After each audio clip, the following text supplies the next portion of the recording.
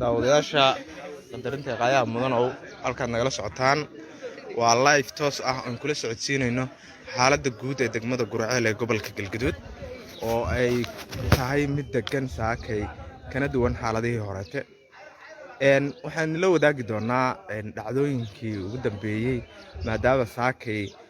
jawigu yahay mid degan sidii horena ka duwan roobna la dareemayo oo u jeedaan cirku in uu roob ka muuqdo waxaan rabaa dale in aan khiyaarta saakay la wadaagno halka xaaladdu marayso iyo sida ay tahay shacabku inta badan waxa ay ku sugan yihiin goobtaas maqaayadaas ay shaaha ka cabayaan waa beriguna uu yahay mid iska caadi ah oo jawi degan lagu jiro khiyaar badan oo liibaanka mid yahay iyo sidoo kale mahad ayaa ka mid ah khiyaarta ku hooyatay gudaha magaalada oon ka wareysan doono xaaladihii ugu dambeeyay mahad iyo wax soo dhawow shir waa dhawahay ma sha Allah waa u jeedaa saakay magaaladu waa nabad xalay waxba kama dhicin xalay magaalada dhexdeeda ku hooyanay oo aaminadan baan ku hooyanaynay waa gartay mahdow shacabkii baad tihiin magaalada gudaheeda ku sugan tihiin waxaad ii sheegtay in aad magaalada ku sugneed ilaa intii lagu dagaalamayay bal jawiga guud maanta dadka u sharax iyo xaaladii hore magaalada ku jirto sidii loo gaaray xalay wax bada ma dhicin ee maqribkii ka dambeeyay hala sheer garay muuqaal ciidamada qaranka ayaa la wareegay meel walba marka laga reebo jaamacadda oo ay ku sugan yihiin wadaadadii ahlus sunna wal jamaaca oo ciidamada dawladuna ay hareereeyeen magaaladuna saakay waxaan ku soo kacnay jawi degan oo saxan ah oo aysan wax bada ka jirin ciidamaduna ay ku sii saqayaan goobihii dhammaan magaaladan ay la wareegeen oo meelihii awal ay joogan ay ka sii kaceen wax badan ay isla kulmeen saakana jawiga iska caadi meeshaan ku shaaxnay meeshaan ku sheekaysanaynaa hadda waa u jeedaa waa anaka aagii stationka iyo qulci xadiicada lagu shaaxi jiray iyo aagaas waa anaka joogno ku sheekaysanaynaa alxamdulillaah xaaladdu way fiican tahay sida xogta hadda nagu soo gaarayna waxaa loo badinayaa wadaadadii qaarna inay xala baxeen qaarna ay joogaan oo rasaasta ka dhamaatay oo laga yaabo waqtiyada soo socota inay soo dhiibaan waa gartay sida guud marka jawiga guud maadaama sharaxaad ka bixisay shacabkii degmada Gurceel ku noolaa aad tihiin muxuu xalku idinla muuqanayaa maadaama magaalada gudaheedii dagaal la xoogan oo ay ka dhaceen horta xalku markii hore wuxuu ku fiicnaa inta xabaddu bilaaban in la heshiiyo oo la isku yimaado wadaadaduna ay soo dhiibaan iyadoo dad aysan dhiman laakiin mar haddii xal la waayey oo dawladdu go'aan qaadatay oo ah in maxaan ku iraahdaayey dagaal uu bilowdo waxay noqotay markaasi in dawladdu ay ku soo afsharto dagaal oo xalka ugu dambeeya oo noqdo mid lagu soo gabagabeeyo dagaalkii hadda waxaan joognaa gabagabadiisii iyo in jaamacaddii lagu hareeraysan yahay dadkii kala duwaana hadda u rakibatay ilaa shalay waa la duqeynayay hadda electric hadda ay soo dhiibin waxaa saraakiisha ay noo sheegayeen in la duqeynayo meesha wixii ku jira ugu dambeeya marka laakiin waxaan soo jeedi lahaa kamaad ahaan in ay isu soo dhiibaan oo nafsadoodana ay sahlis gelin dagaalkana aysan sii daba dheereen waa gartay mahad bahda aqoonyahanada degmada ka mid tahay muddo dheerna waad ku sugneed maxay kula muuqataa waxyaabaha la isku hayo sidee kula muuqataa runtii carada dawladda ka jirta galmudug la yiraahdo mid federaalna koriya ka sii jirtaa dalku waa federaal maalgoboleeda jira system ka jira waxa weeye waxaan u arkaa in lagu soo duulay systemkii dawliga ahaa iyo galmudug in lagu soo duulay in la rabo maaragtay in la kala qoqobo oo qolaba ay ku fikirayaan inay meel qabsato taasna markaas suurtagal ma aha waana midda keentay in markii xal laga waayay wadaadada ay laga baaqso waayay in weerar lagu qaado oo gacanta loola tago waxaan rajaynayaa inaysan dhici doonin wixii hadda ka bacda ka dambeeyay cid dambe oo qori isku hortaagi doonta maamulka galmudug markii wixii hadda ka dambeeyay waa gartay marka sida guud sharaxaad bal waxaa naga siisaa maadaama aad socdaal soo marteen haddana aan kugula suganahay goob aad ka shaaxayseen bal intaad gacanta dawladda ku hayso dadka adoo u beeqaaminaya maxaad soo aragtay adiga aragtidaada runtii magaaladu waa amni waxaan horta dareemaynaa magaaladii in laga qaxay inay xoogaa dhalinyaradii iyo dadka wardoonka maahan inta kale ay ka qaxeen maxaa yeelay meel walba ciidanka jooga oo ku sugan waxaan dareemaynaa xaafadaha waxaad inay cillo yihiin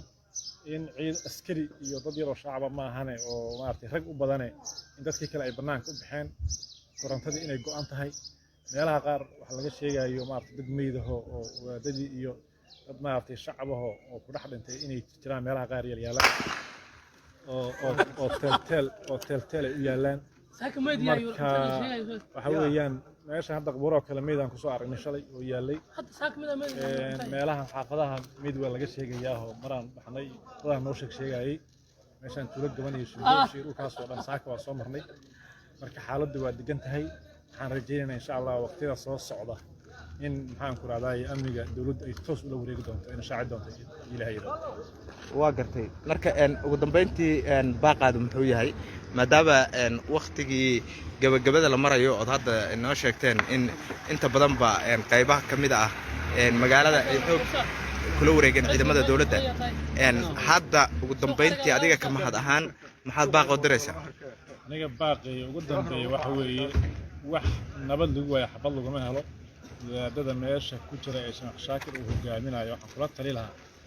dhalinyarada meesha ku jirta ee soo hartay kulli intii kale waa sabab u noqday intaas yartaa meesha ku hartay oo haddana sabab u noqday inay baaba'aan marka sidaas daraadeed waxaan leeyahay waa in ay soo dhiibaan dawladda Soomaaliya iyo Galmudug isku soo dhiibaan si ayahooda looga taliyo oo mataqaana magaalada ay xaalad caadi u soo laabato dagaalka u saafto waa gartay waa maadsantaa mahadow daawadayaal sida aad u jeedaan waxaan ku sugannahay gudaha degmada Gurceel ee gobolka Galgaduud oo muddooyinka ugu dambeeyay baa dagaal ku dhex marayay ahlu sunno iyo dawladda federaalka iyo Galmudug oo garab ah gabi ahaanba ciidamada amniga dawladda oo iskaashanaya Galmudug iyo federaalba waxay si toos ah ay ammaankeeda ula wareegeen degmada tani Gurceel ee gobolka Galgaduud sida aad u jeedaan xagga waa saldhigii shacabka ayaa iska hormaraya sida aad u jeedaanba sidoo kale qaybo kamid ah maqaayadan hadda noo muuqata oo gaarigu ku horbaakiman yahay waxaa jira shacabku inay halkaasi ka cuntaynayaan ka shaahayaan xaaladuna ay tahay mid degan marka hadii jeer waxaan idin soo gudbinaynaa sida ay tahay jawiga guud ee magaalada oo maanta ah mid degan halka maalintii shalay tahay dagaalada ugu culus ay ka dhacayeen dhanka bari ee degmada eriyada jaamacadaha waxaan idinla wadaagaynaa qaar kale oo kamid ah bulshada oo halkani ku sugan iyaguna in ay araahdooda idin soo gudbiyaan laakiin waxaan idin tusaynaa maqaayada ugu mashquulka badan gudaha magaalada in ay tahay maqaayadani ay dadka aad ugu cuntaynayaan akhyaartii hore soo wareysta ayaa fadhiya liibaan iyo mahad sidoo kale waa u jeediin goobtan ayaa si weyn dadku ay uga cuntaynayaan halka kaliya ma ahane waa qaybo badan oo kala duwan oo ciidamada iyo sidoo kale bulshada rayidkuba ay ka cuntaynayaan waxayna halkaas ku arkaysaa shacabka iyo sidoo kale ciidamadii isku dhex jira oo si guud maqaayadaha uga shaahaya waxaan sidoo kale aan hadda u soo gudubnay goob kamid ah goobaha ay dadku ugu tirada badan yihiin ay fariistaan oo ay kamid tahay maqaayadan Kulmiye restaurant oo qayb weyn ka ah goobaha sida weyn ay u joogaan hay'adda bulshada rayidka iyo sidoo kale qaybaha kala duwan shacabku meelahaas ay iska fadhiyaan sida u jeedaanba waan in la wadaagaynaa sida ay xaaladdu tahay hadba sida guud ciidamada ammaankuna halkaas ay ku sugan yihiin oo saldhigga eriyadiisa ay joogaan daawadayaasha qadarinta qaayaha mudan halkaad nagala socotaan waa Gurceel oo inkaga soo tabinayno si toos ah beejkan ku xirnaada kalena socda hadba xaaladdu meesha ay marayso waxaan idin soo gudbinaynaa inaan idin la wadaagno sida shacabku ay ugu damaashadayaan gudaha magaalada qaybta amniga waxaan ogsoonahay in dagaalku magaalada ka baxsan yahay laakiin hadda dagaalku magaalada ka baxsan yahay laakiin shacabku ay inta badan ba iska dhex joogaan magaalada gudaheeda daawasho wacan khiyaarta sharafta leh waa Gurceel ayaan kala soo hadlayaa oon hadda u lugaynayo dhinaca Beder restaurant oo ah goobaha ay dadku ku sugan yihiin dadka shacabka ah magaalada qurci ugu saxmadda badnaa ayaa hadda maraya quraci hadiya cad saa u jeedaan daawadayaal quraca hadiya cad oo ahayd goobtii ugu mashquulka badneed ayaa haawanaysa oo dagaalku saameynta ku yeeshay sidoo kale mar aan booqasho ku tagay dhanka bari ee magaalada Dirirtu ka socoto waxa gabi ahaanba burburay guriyihii halkaas ku yaalay hubka ay ciidamadu isku adeegsanayaan quraci waxa ku soo haray oo kaliya miisaska aad u jeedaan oo ah miisaskii shaaha lagu cabayay sidoo kale waxaan arkaynaa in xagga iyo Badar ay dadku aad ugu badan yihiin shacabka marka waxaan idinla socodsiinaynaa hadba meesha ay marayso xaqiiqda dhabta ah daawadayaasha qadarinta qaayaha mudan waxaan ku sugannahay waa gudihii degmada Gurceel oo aad garanaysaan qof walba sida ay u taqaano daawasho wacan khiyaarta kale waxaan ka codsanaynaa 300 intaan ka daawanaysaba inay sii share garayso si walaalahooda kale oo ka maqan gudaha magaalada ay ula socdaan jawiga guud hala share gareeyo page-ka hala follow gareeyo like saar waa Gurceel aan ku sugannahay qaybaha dadku ku shaahayaan halka ayaa ka mid ah oo maamadaas iyo sidoo kale bulshadu ay ku sugan yihiin wayna ku shaahayaan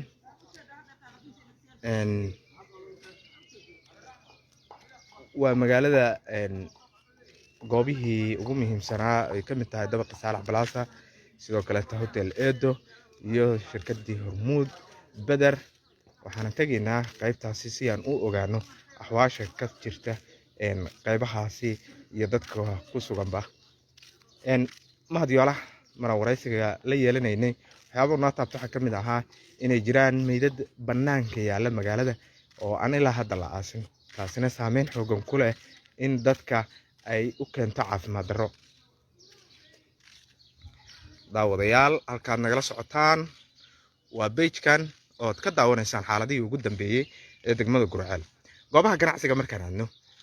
waxa ka mid ah maqaayadan Gurceel Cafe oo ahayd goobaha ugu camiran ayaa xiran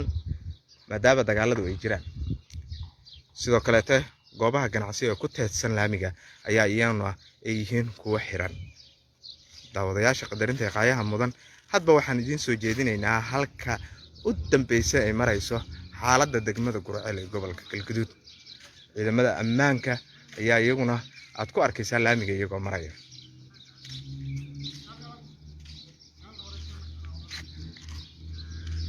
Cabdullaahi Macalin Xasan saa u jeedaan shirkadaas waa arag waa maamulaha guud ee waa arag hadda ayaan halkan kula kulanay Cabdullaahi soo dhawow subax wanaagsan waa amshiro sita walaal aad baan u fiicnaa Cabdullaahi dabcan waxaad ka mid tahay shacabka jooga gudaha degmada xalana ku hoyday bal jawiga guud sharaxaad naga sii iyo dadka ku daawanaya walaalow wallahi niyo xaaladda soo dareemaysa magaaladan qaab qiyaamihi xaq u sheegay ka maalmahan ولو كل بوري وجد magaalada aan kala jirto jiro magaalada ganacsiga oo maaragtay adduunka dhan gaartay maanta waxa waaye meel furan ma lahan qof shacab ah noolna ma jirto marka laga reebo dad yar oo ku tirso aniga baa ku jiro adigaba ugu soo laabtay in xaalad jirtaymayaan ama goobada ganacsiga waxay ilaashadaan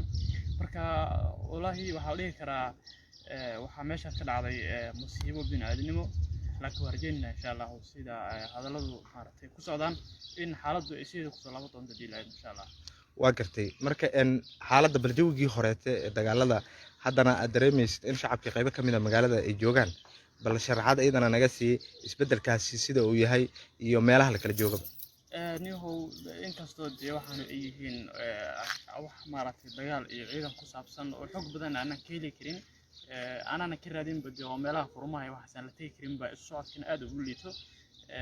كليتو مجالدا أنت بدن وحنا لو شيء بقول كيبا مرات دوات نشان أما بقول كيبا سيديتن إن مرات دولة عنده كويسو ميلو لنا عاش جامعات اللي هذا يبي يقدم بيا يعني لو شيء يعني فكران علماء كالسنة والسماء إذا ما يقومين مركا رنتي وحن aad waxu nahay ninkii dagaal u soo labistay oo inuu dhinto inuu noolaado labadaba waxa waaye uu ku kala galay laakiin dhibaatada ugu badan dadka waxa ay haysataa waa dadkii shacabka ahay waxaan rajaynaynaa marka insha Allah dadka shacabka oo waxba galabsan oo gurigooda laga barakiciyay dana siyaasadeedna runtii loo barakacay in maaragtay qof kasta oo gacan ka geysan kartaa oo ay gacan ka geysato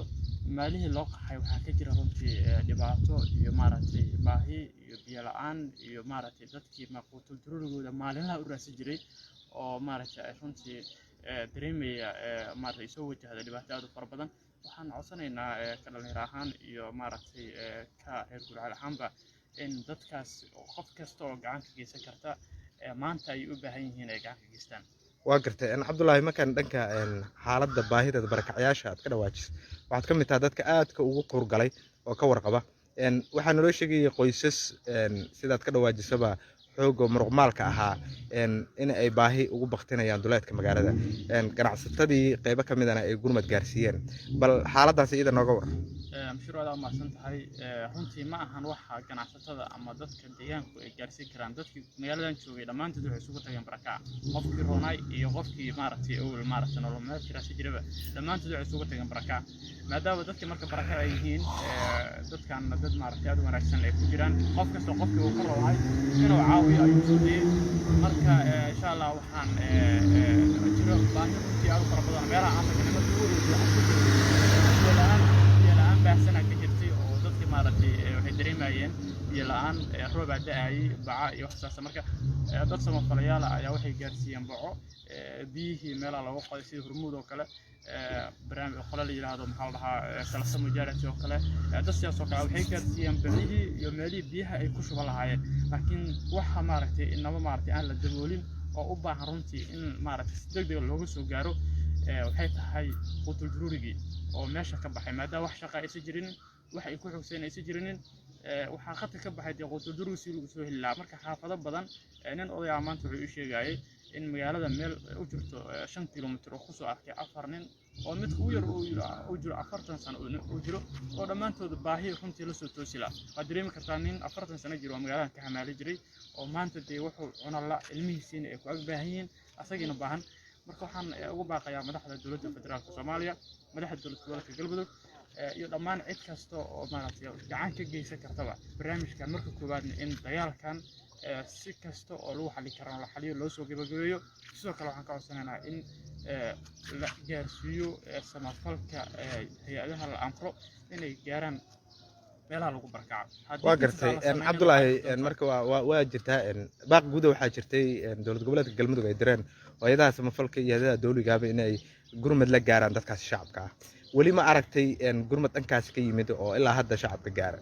maya ma soo imaanin sida aan ku naqaanaba NGO-yada iyo hay'adaha waxay sameeyaan qiimeyn wax la yiraahdo meelaha tagaan waxbay soo document gareeyaan waxbay soo qorqoraan kabacdi process geliyaan waqti ay qaadanaysa waxa dhici doonta in xilligii laga soo kala tago meeshii oo dadka magaalada ku soo laabtaan in ay dhahaan baayaan ka jawaabayna taas bedelkeeda runtii waxa maanta loo baahan yahay dadka deegaanka ka soo jeeda oo ganacsatada iyo maaragtay dadka Ilaahay wax siiyay deegaanka ka soo jeeda in ay ka soo hormaraan hay'adahan iyo NGO-yadan waqtiga qaadanaya dadkana ay gacan la soo gaaraan lacagahana dad maaragtay ku soo diraan dadka muslimiinta si dadkii masaakiinta ahay ee deegaanka barakaca wax loo gaarsiiyo waa gartay baaqaada ugu dambeeya wuxuu yahay Cabdullaahi baaqay ugu dambeeya wuxuu yahay in dadkan maaragtay dadka reer Gurceel runtii nabadda jecel ee dawladnimada jecel ganacsatada ahaa ee dhammaantood horumar ka shaqeynaya ee la ogyahay Gurceel inay tahay meesha runtii markasta nabadda looga shaqeeyo horumarkana u taagneed isha Galmudug laga fiirsanayo ahayd in aan moodo runtii in dad badan isku soo baahsteen oo cadow badan isku soo baahsteen si nuurkii Galmudug ka baxay Gurceel ka baxay loo damiyo koleyto gacmo badan ayaa jiro ma malaynayo dadka maanta dagaalamaya inay yihiin dad maaragtay Gurceel dadka wada shaqeynaya laakiin waxaa jiro gacmo kale oo naga shisheeya oo ku talagalay inay damiyaan iftiinkii ka soo baxay Gurceel iyo hadal haynta Gurceel ee meel kasta gaartay sidaas daraadeed waxaan ka codsanaynaa qof kasta reer Galmudug inuu maaragtay sidii xal loo heli lahaa badaran loo jooji lahaa dadka masaakiinta ee barakacayna wax loo gaarsiin lahaa inay ku wada shaqeeyaan marka aad ma santa Bashir adiga asxaabtii daawanaysa waa maasanta Cabdullaahi Macalin Xasan agaasimaha shirkadda way arag aad u jeedaan ayaan halkaas kula kulmay oo aan ka wareysanayay xaaladda guud wali waxaan u sii socdaa dhanka shirkadda Better Trading Company oo ay ku sugan yihiin shacab fara badan si aan ula wadaago siday noola wadaagi lahaayeen arahdooda daawadayaasha qadaradii qaayaha mudan waxaan ka codsanaynaa inaad muuqaalka share garaysaan gaarsiisaan walaalaha kale ee u baahan inay ogaadaan xogta degmada Gurceel ee gobolka Galgaduud ka jirta magaalada gabi ahaanteedba hadda waxa ay tahay mid jawi degan ku jirta xaalado dagaal oo culus ay soo martay laakiin hadda waxaad moodaa in sidii horete ka duwan tahay oo ay dadku ku arkaysid iyagoo lugeynaya magaalada dhexdeeda si ay u ogaadaan axwaasha jirta daawadayaal waxaan ka codsanaynaa inaad muuqaalka noo share garaysaan si ay u arkaan walaalaha kale u baahan xogta rasmiga inay ka ogaadaan gudaha degmada Gurceel daawadayaal halkaad weli nagala socotaan waa page-kan Bashiir Shoorey oo idin soo tabinaya axwaashii ugu dambeysay ee rasmiga ah ee ka jirta sajeedanba gawaarida ciidanka dawladda ayaad ku arkaysaa laamiga iyagoo gaafureegaya saraakiisha qayb ka mid ah oo la hadlay waxay sheegeen in xaqiijinta amniga ay ku guda jiraan waa Gurceel oo xaaladeedii ay sidaan isku bedeshay magaaladani waxa ay ahayd magaalo aad u dad badan sidoo kale ganacsiga dowlad goboleedka Galmudug kaalmaha ugu horeeya ka jirta uga jirtay waxaana hadeertaan ay isku bedeshay sidaad u jeedaanba daawadayaal xaaladaasi magaalada cidlada ay tahay waana dagaalada ku dhex maray ciidamada dawladda iyo sidoo kale ciidamada huwanta ee dawladda Galmudug iyo dawladda federaalka iyo sidoo kale ciidanka ahlu sunna ee muddo bil gudaheeda gacan ku haynteeda hay'adda degmada tan Gurceel daawadayaal waxaan ka codsanaynaa in muuqaalka share garaysaan hadda waxaan soo gaarnay shirkaddii Better Trading Company oo ahayd meelaha ugu muhiimsan dhanka ganacsiga markii la eego waa Gurceel waa Better Restaurant waxa ku sugan shacab aad u fara badan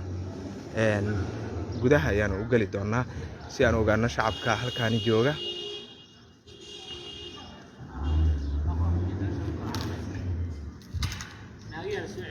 dartan waxaan halkaan u galnay gudaha Better ayaan u galnay Better ayaan labaan gacal ayaa meesha sugan halbaane waxa ku daawanaya shacabka Soomaaliyeed aad u fara badan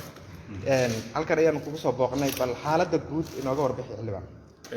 aad baa mahadsantahay mudane Bashiir magaaladu ay degan tahay waxaan rajaynayaa Ilaahay idinkiisa howlgalku mar dhow inuu soo idlaado guulna ku dhamaado insha Allah tacaala dadka Soomaaliyeed iyo dawladda Soomaaliyeed iyo shacabka reer Gurceel ay guuleystaan Ilaahay idinkiisa waa gartay xilibaan gacal saaka waxaad ka mid ahayd dadkii gudaha magaalada joogay si aad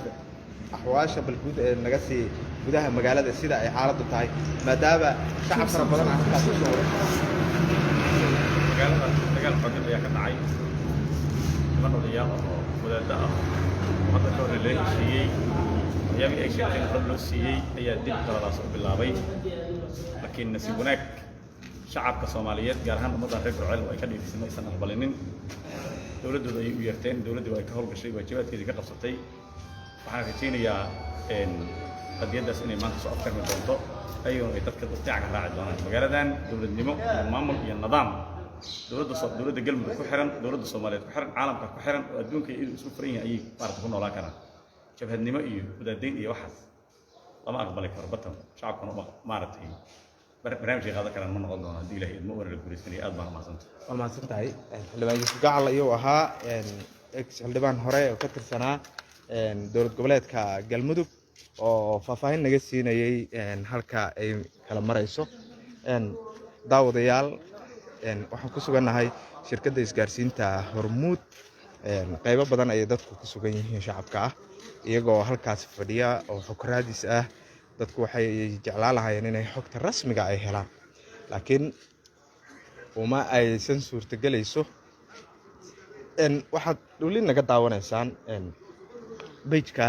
halkani Bashiir Shoorey iyadoona kala soconaysaan axwaashii ugu dambeysay ee gudaha magaalada jawga magaaladu waa mid degan waxaad laamiga mararka qaar ku arkaysaa ciidamada gawaarida dagaalka wata oo u kuurgalaya xaaladaha amniga Yuusuf Gacal wuxuu noo sheegay in marnaba aan la aqbalaynin in xukun lagu raadiyo qori ayuu ka dhawaajiyay waa sida uu hadalka u dhigay Gacale laakiin anaga waxaan mar walba idiin soo gudbinaynaa dadka shacabka ah ee halkan ku sugan iyo jawigooda guud iyo sida axwaashu tahay. amniga guud ee magaalada waa mid iska degan, shacabkuna waxa ay ku sugan yihiin goobahaasi. daawadayaal waxaan idinla soo socodsiin doonaa hadba meeshii ay marayso. saakay waa bariga guud ee magaalada ayaan dadka ka xog wareysanaynay, waana dhammaantood waxay nooga warbixiyeen sida ay tahay xaaladda iyo sidoo kale waxyaabaha ay arkeen. shacabku sidoo kale waxay sheegeen in marnaba aysan filaynin in magaalada laga barakaco, nasiib daran ay tahay. laakiin tan ugu daran ayaa waxa ay tahay in shacabku ay aad uga sheeganayaan inay jiraan qoysas Soomaaliyeed ee ku dhibaataysan duleedka magaalada Gurceel, oo qoysaskaasi ka mid yihiin dadka danyarta ah ee muruqmaalka ah. dadka muruqmaalka ah ayaa waxaa la soo warinayaa inaysan haysan cuntada qutub daruuriga ah oo aadka ay ugu baahan yihiin in ay helaan. taasi ayaa keenaysa in dadka shacabka ahi ay baaq guud diraan, ayna cabasho ka muujiyaan in noloshii hadda ay galayso mid xaalad aad u adag ah. daawadayaasha qadarinta qaayaha mudan, waxa aan inkala soo hadlayaa bartamaha magaalada Gurceel ee gobolka Galgaduud. waxaana halkan hadda ku sugan ciidamada ammaanka dowladda federaalka Soomaaliya oo kaashanaya ciidanka kuwada in la socodsiinaynaa hadba meesha ay marayso waasha ugu dambeysay. daawadayaasha waxaan ka codsanayaa in muuqaalka la sheer gareeyo si loola wadaago shacabka Soomaaliyeed ee u baahan xogta dhabta ah ee ka jirta gudaha degmada Gurceel. haddii ay noo suurto gasho waxaan waraysan doonaa gudoomiyaha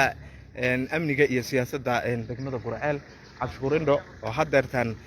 soo gaaray shirkaddan Beder qaybta degmada Gurceel. gudoomiyaha waxaan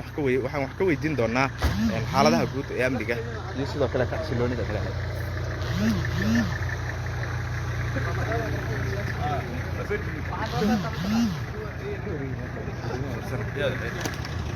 gudoomiye Cabshukuur, live ayaad ku jirtaa, waxaa ku daawanaya shucuub Soomaaliyeed.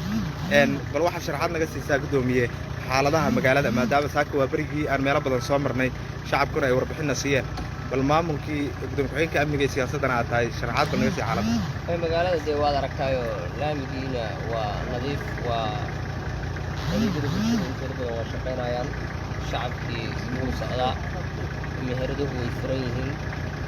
wixii faahfaahin oo intaas ka dheerna dibaan ka bixi doonaa haddii ilaah. waa mahadsantaha gudoomiye ku-xigeenka amniga iyo siyaasadda ayuu ahay oo aan kula kulmay shirkadda Beder General Trading Company. daawadayaasha qadarinta qaayaha mudan, waxaan